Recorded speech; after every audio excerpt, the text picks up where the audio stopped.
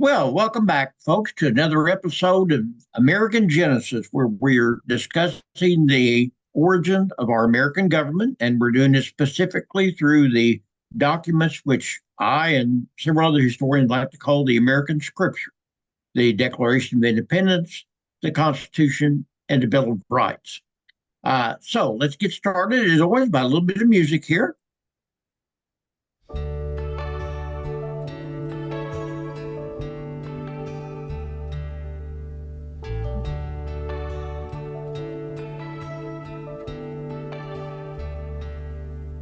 If tomorrow all the things were lost I'd worked for all my life, and I had to start again with just my children and my wife, I'd thank my lucky stars to be living here today, 'cause the flag still stands for freedom and they can't take that away.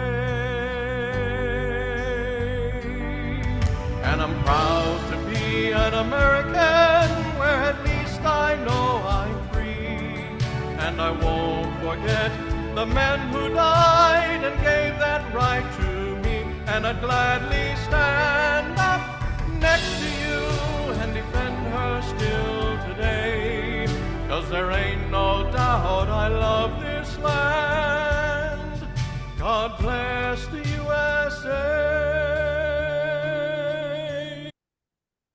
Okay, well, we pretty well finished the Declaration of Independence. We've looked at the historical events that led to the writing of the Declaration of Independence, and then we looked at the Revolutionary War.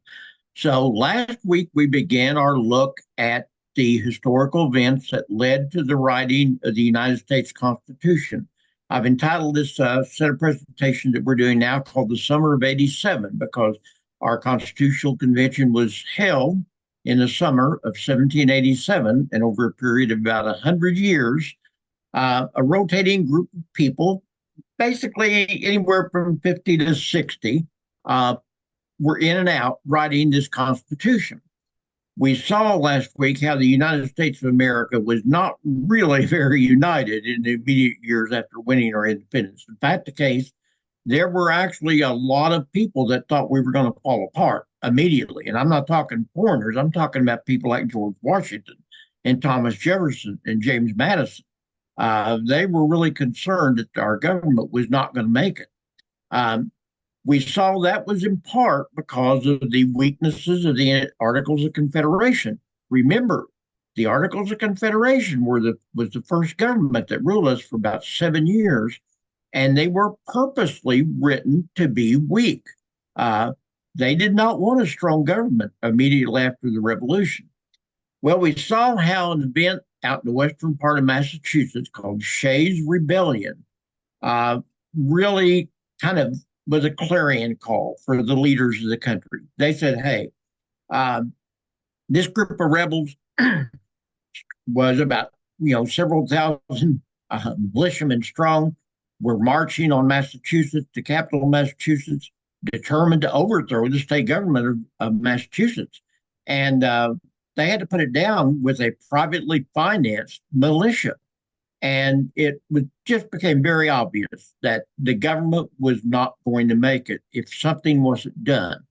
So the states got together and decided they would hold a convention in the summer of 1787 to amend the Articles of Confederation. Folks, I'm going to say that again and over again.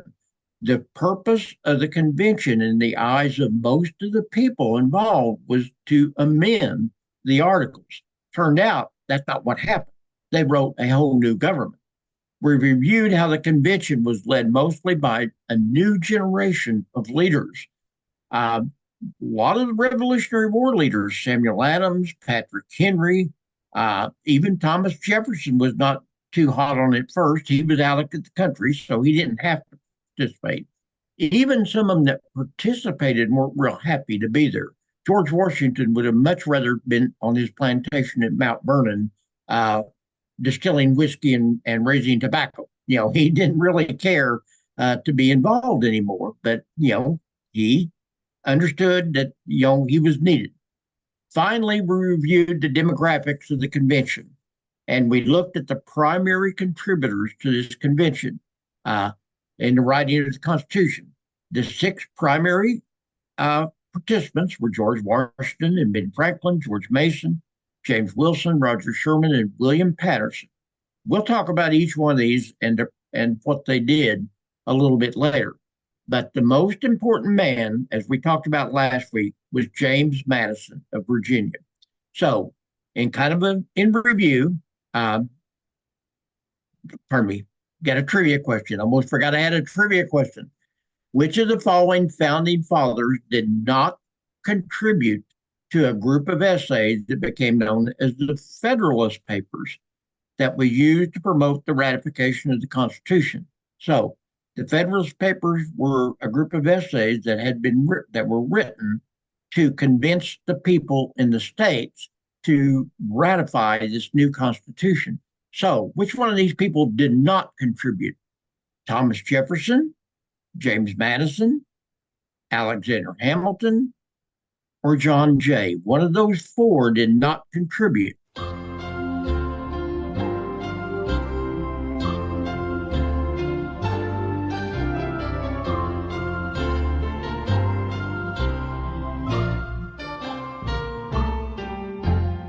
Well, oh boy, I'm having fun now. The answer was Thomas Jefferson. Remember, Thomas Jefferson was out of the country at the time. The Federalist Papers, you can buy them now in a book, and I've read all the Federalist Papers. Alexander Hamilton contributed several of them. John Jay contributed a few. He was But it was James Madison that contributed by far and away the majority of the essays that helped convince the new country.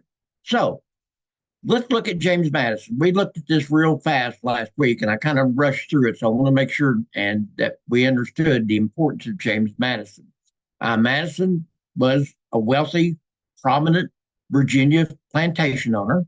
He inherited a 5,000-acre tobacco plantation, which was called Montpelier, about 50 miles from Thomas Jefferson's plantation, Monticello.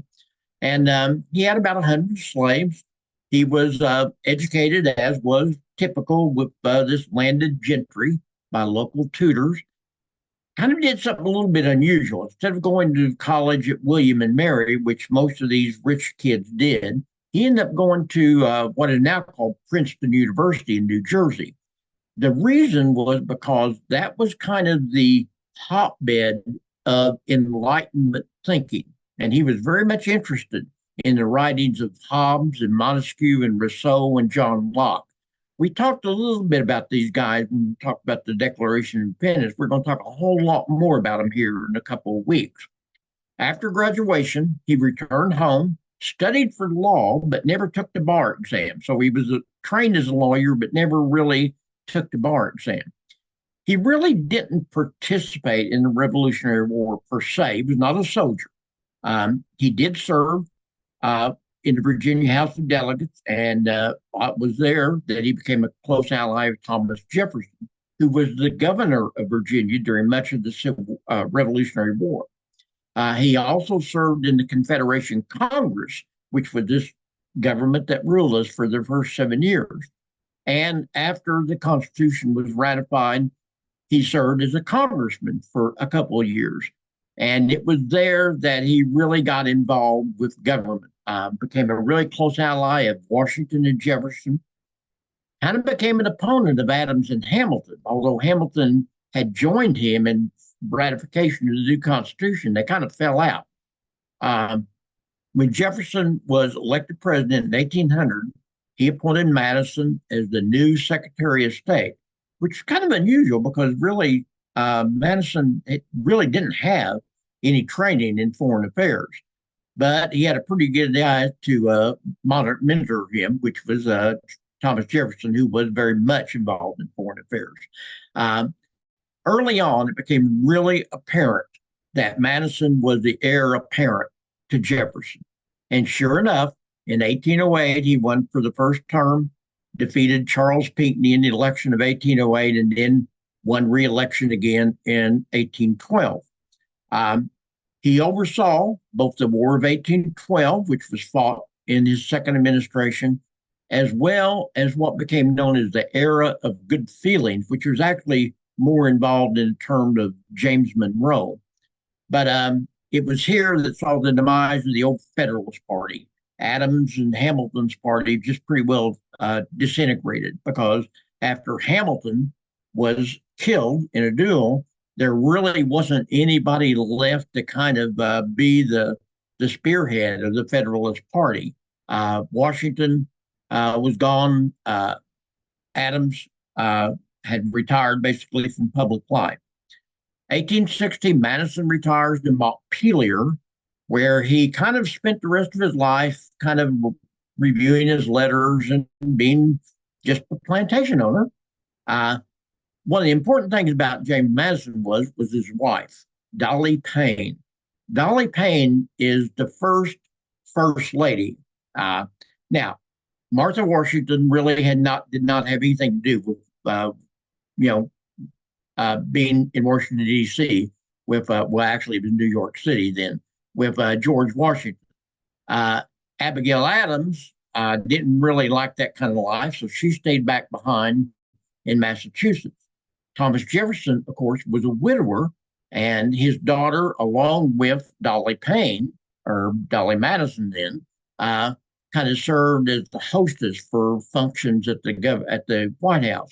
So really, she is kind of the first person to have the title of First Lady, and she was pretty much a political force in her own right, folks. You read about Dolly Madison; she was every bit as important to the social and political life of Washington, D.C., as was her husband, James Madison. She had a great deal of influence on what happened. Madison dies at the age of 85 in 1836, and Dolly Madison lived on to live to 1849. So, James Madison is called the father of the Constitution. So, what did he do to deserve this nickname? And it's an earned nickname for sure. He's the guy that we basically everybody agrees that he was the guiding force behind the writing of the Constitution.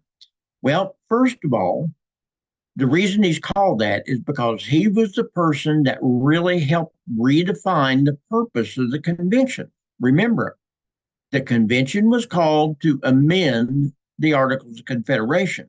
Madison understood that the Articles of Confederation were not going to work. And when he went there, he had in the back of his mind that he was going to amend this thing out of existence and that he was going to create a whole new government. In order to do that, he had spent about 3 years studying enlightened philosophies, studying history, studying government. He had just absolutely absorbed himself in the study of government. So when he went to the convention, he was probably the most knowledgeable person in the United States of America on the history of government and what kind of governments had worked and the weaknesses and the strengths.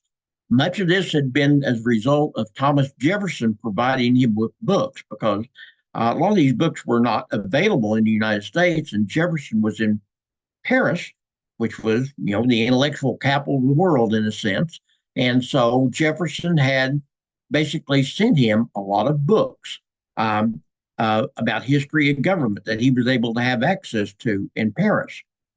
So he's also known as the father of the Constitution because of his notes. You might not understand that the Constitutional Convention was held in secret. This would not be able to happen today. Transparency is a very important part of our government today. But in this day and age, the convention was held in secret. They literally put sheets or blinds over the windows. They kept the windows shut, which, by the way, didn't make it very healthy in the middle of the summer in Philadelphia, which is a really horrible climate at that point. But he took really meticulous notes. And for many years, we didn't really understand exactly what all had happened until his notes were finally released as a book after he basically went through them. And as a result, we have a almost verbatim account of much of the convention. And if you were a serious student of the Constitution, you probably would read Madison's notebooks. I'm not going to brag, but I have read them. And I'll be honest, they're not always the most interesting, but they give you an insight on what really happened. Uh, he was probably the best prepared. And as a result, he had a plan when he arrived. He knew what he wanted. Most of the people that went to the convention just went there thinking, well, we've got to make this thing strong. We don't know how to do it, but we got to do something to help strengthen the Articles of Confederation. Madison went there with a full-fledged idea of what he wanted in his head. And as a result, he was able to set the agenda and often to control the debates of the convention because he was so much more prepared than anybody else. Somebody would come up with something, and he would give a debate on why it would or would not happen. And people were just like, well, can't argue with that, because they didn't really understand it as well as he did. And of course, we've already seen how he and Alexander Hamilton and John Jay were the principal authors of what we call the Federalist Papers. We're going to talk more about them later, which was a long, detailed set of essays that explained all the nuances of this new Constitution. The people had to be convinced to approve this Constitution, and there were a lot of questions about it. And so they wrote this series of essays and published them in the newspapers at the time in order to try to convince the people to approve the Constitution, which they were successful. Finally, it was Madison who initially did not think that a Bill of Rights was necessary because he thought if we don't give power to the government, then it's obviously reserved for the people. The people said that's not going to work. People like Thomas Jefferson and James Madison said, hey, or James Mason said that can't work. We have to have an exact enumeration of our rights and liberties. We want to know to make sure that government cannot, inflict any, laws prohibiting our freedom of speech and religion, and make sure the government can't quarter troops and reserve our right to own firearms, and et cetera, et cetera, et cetera. These additions were added to the Constitution immediately after ratification, and Madison is the author of most of the Bill of Rights, the first 10 amendments to the Constitution. So, as you can see, folks, James Madison was just hugely important for writing the Constitution. I cannot say enough about his imprint upon our government and how much influence he had on the creation of the American government. He's kind of a forgotten person today, and it's really a shame. I personally think James Madison probably is the giant of our early country, and in some ways, he's the founder of our country in a lot of ways, in my opinion. But that's just my opinion.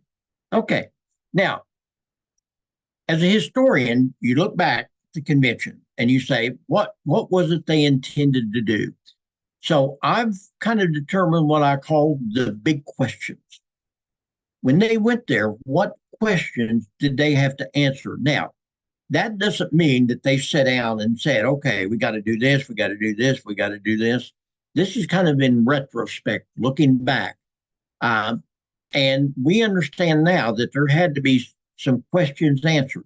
And I've always, in cases like this, I've always kind of fallen back on the old who, what, when, where, why, how. So first of all, they had to decide what kind of government they wanted. They had to know, what government was. They had to know why we even want one in the first place. We had to determine, the conventioners had to determine where the power should reside. And we're going to talk about each one of these in great detail for the rest of this period plus next week. Who do we want to have government power? very important. When is government the most effective? So, at what point can we determine that it's effective? And finally, how do we get information? Because the government we came up with was determined to a great degree based on us as citizens. So we had to answer these big questions at Independence Hall, and these people got together and decided to write a new government. They had to answer the questions of what's government, why do we want it in the first place, where should it be, where's the power going to be, who do we want to have this power, when is this power going to be really the most effective, and how do we get enough information about it to actually be active participants. So let's start off with the big questions. Number one, what is government? Now, that may seem really simple to you. You might say, oh, everybody knows what government is. Well, surprisingly, a lot of people get government mixed up with politics. There's a big difference between politics and government. And I told you in the beginning that we weren't really going to talk about politics. This is not a forum for political discussion. That's a different forum. What we're talking about is how our government came into effect.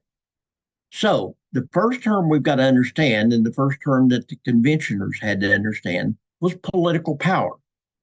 Certain people want political power so we can cause another person to act with our intent.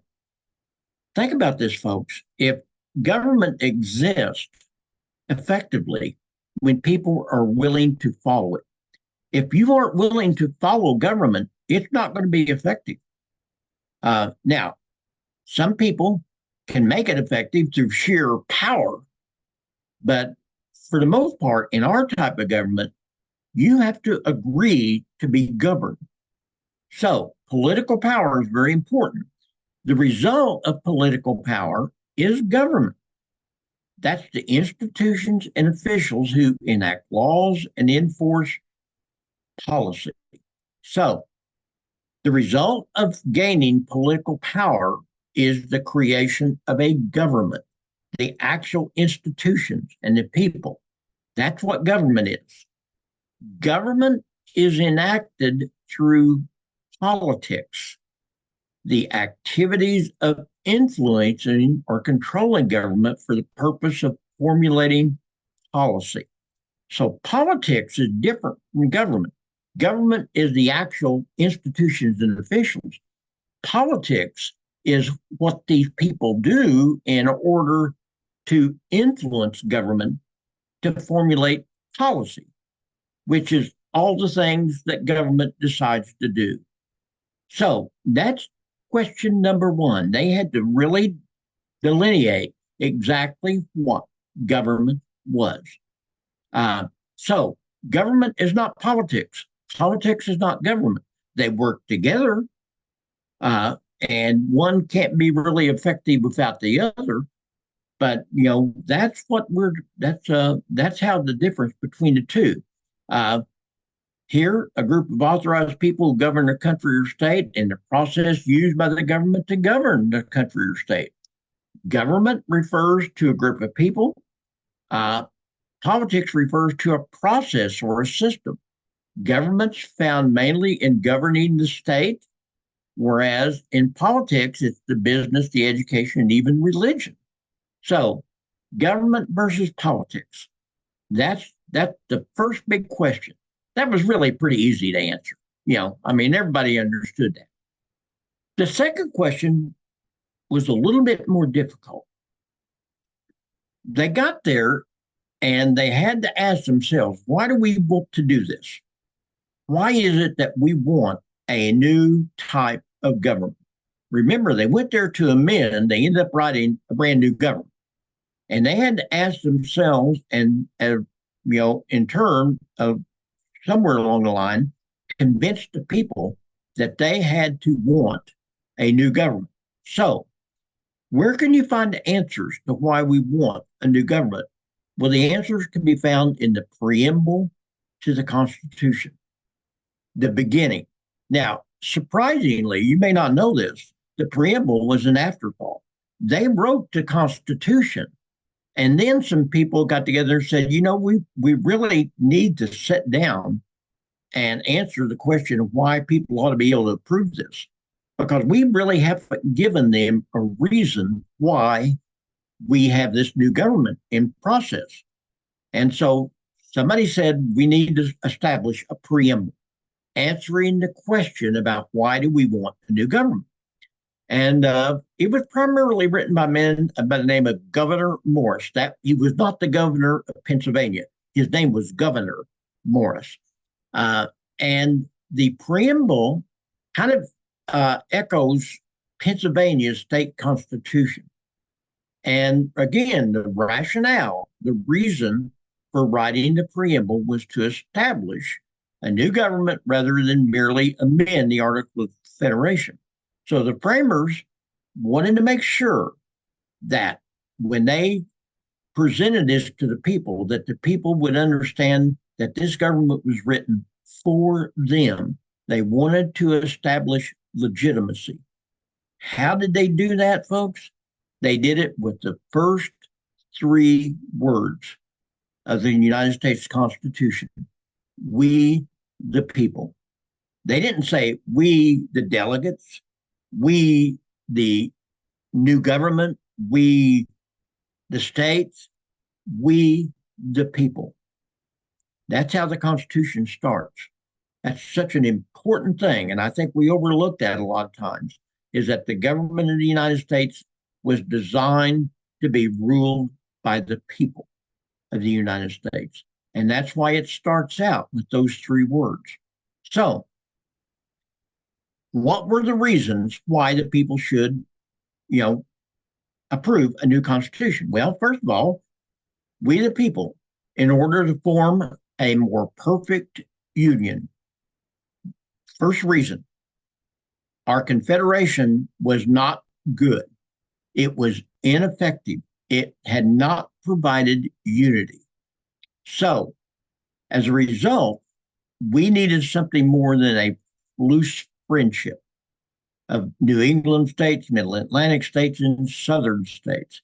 There were so many weaknesses with the government that we had to write a new constitution in the mind of these people to form a more perfect union. Second reason, to establish justice.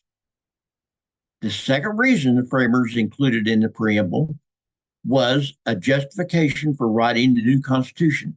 They wanted to make sure that they made people understand that there was a desire to provide justice for all people, regardless of race, religion, or national origin. Now, we've addressed this. It was not inclusive. The new Constitution it said that, but we all know by now that that didn't happen.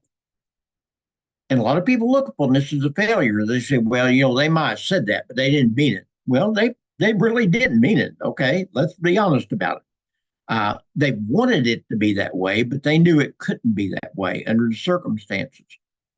And again, I'm not defending their actions, but you have to understand that in this day and time, no modern country had abolished slavery. No modern country had given the right to vote to women. No modern country provided for religious freedom for all religions at the time of the writing of the Constitution. In the very states, each state basically had established religions for the most part. If you lived in Virginia, you were expected to be a member of a certain church in order to participate in government. Same thing in Massachusetts. Now, there were exceptions. Pennsylvania was fairly liberal in this regard. Rhode Island, to some degree. But for the most part, they wanted to establish justice. Now, it was a gradual thing. We had to grow into this, but at least that was their intent, was to establish justice. Second reason why the people needed to vote for a new constitution. Number three, to ensure domestic tranquility. What had happened, folks, we had seen how there really wasn't a lot of tranquility in the United States at the time of the Articles of Confederation.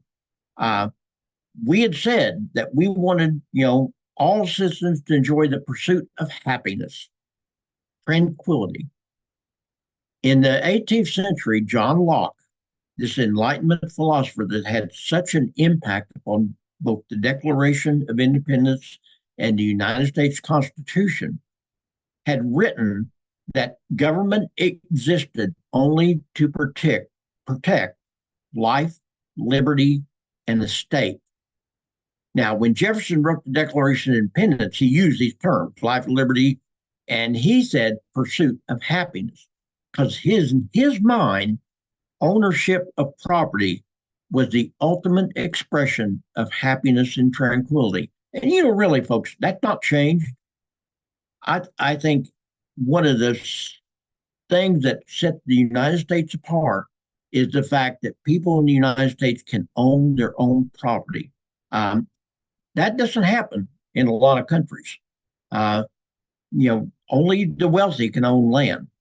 That's the reason the United States was settled in the first place, was because people couldn't buy land, one of the main reasons. And so they came to the new Americas, the new continent, in order to pursue property rights, happiness, tranquility. So again, that was another reason written into the preamble to the Constitution.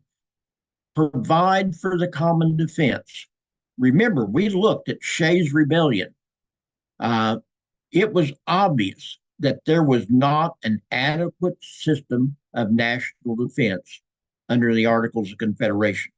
There was absolutely no cohesive system that allowed the central government to provide a unified defense structure against either domestic or foreign powers. We couldn't even defend it against ourselves, as obvious by Shays' Rebellion. And this was probably one of the chief reasons the framers came together in the beginning to amend the articles, was because they knew they had to absolutely, tighten up the defense structure of this new country. As it turned out, they wrote a whole new government. But in the beginning, at least, they came together for a great deal, a lot of them did at least, to prevent another Shays' Rebellion from happening. Fourth reason in the preamble. Fifth reason, to promote the general welfare. Remember, there was no tax system under the Articles of Confederation. Every state government had a tax, but there was not a national tax.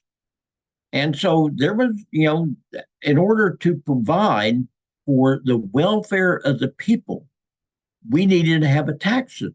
Why did Shays' Rebellion happen in the first place? Remember, Shays' Rebellion happened because the people in the western part of Massachusetts were upset because they weren't getting their pension they had been promised for fighting in the Revolutionary War. And since the country as a whole could not tax, they said each state had to tax in order to provide these pensions.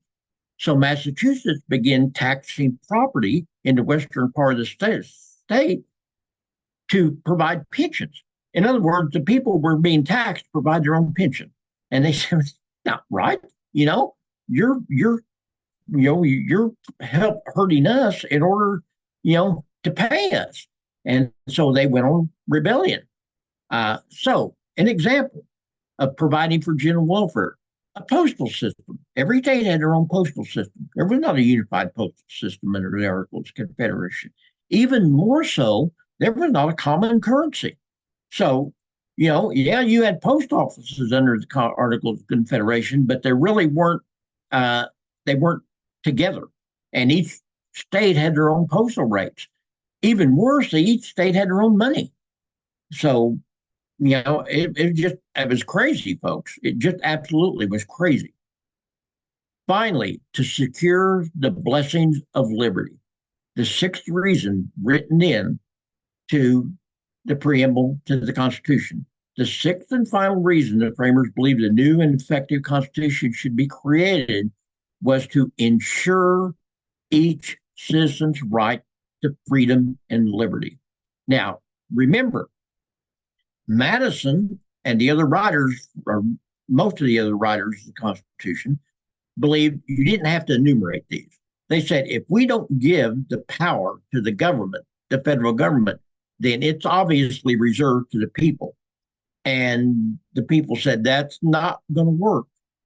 We want a specific list, a Bill of Rights, to tell us exactly what the government can and cannot do. Even England had that. Okay. I mean, even England had a Bill of Rights. They hadn't applied it to the American colonies, which is the reason we had a Revolutionary War, but they had one. So as a result, we had to have the first 10 amendments to the Constitution immediately added to provide for the Bill of Rights.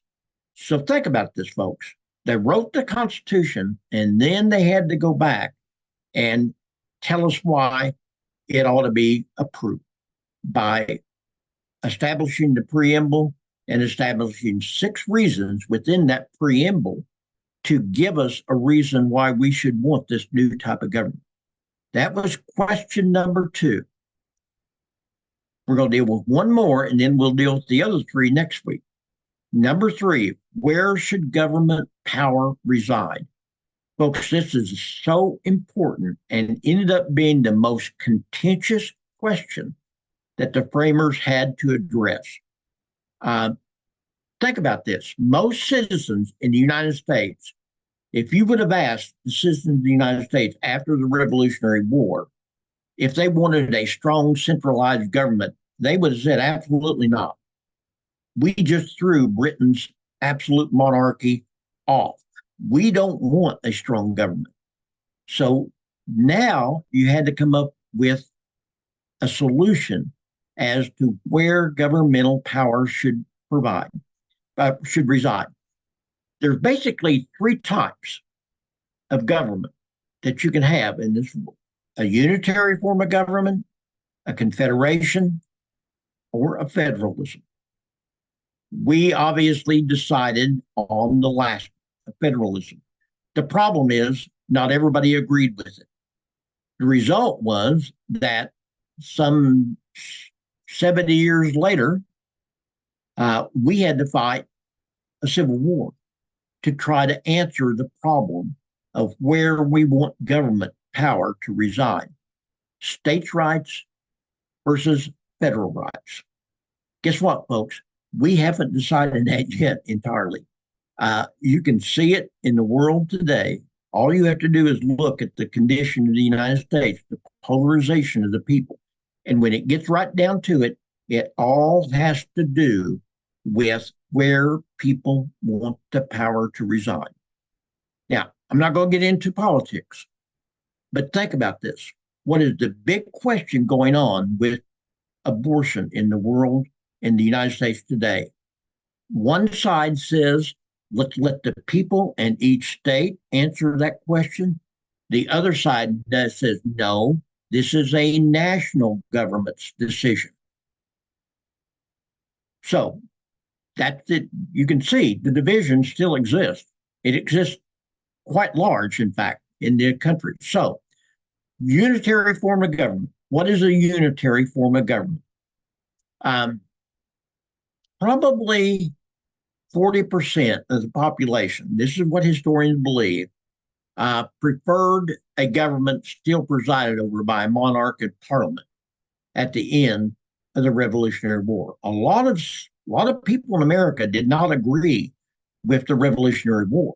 Some of them left, some of them bit the bullet and stayed, but a lot of people had liked having a king and a parliament.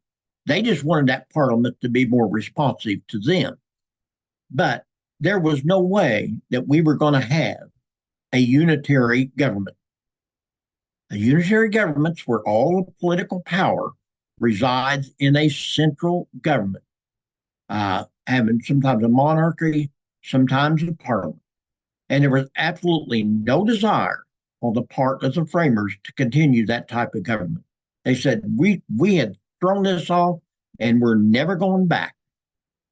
Their initial response was to have a confederation. So one of the types of government we had to decide we wanted was a unitary form of government like Britain had. And we said, no way, we're not doing that. because we've already been there. We've done that. We didn't like it. We rebelled against it. So now let's try a confederation. So what's a confederation? A confederation is a government where most of the power is located at the local level, the state level, the local level. And central power is derived directly from the people.